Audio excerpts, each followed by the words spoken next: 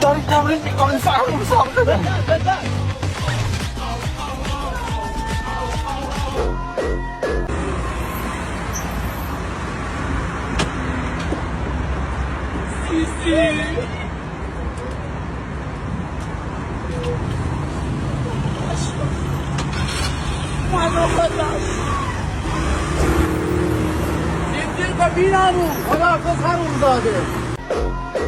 حالا شاید من روم نشه بیام مخ تو بزنم. تو چرا یه استارتی نمیزنی؟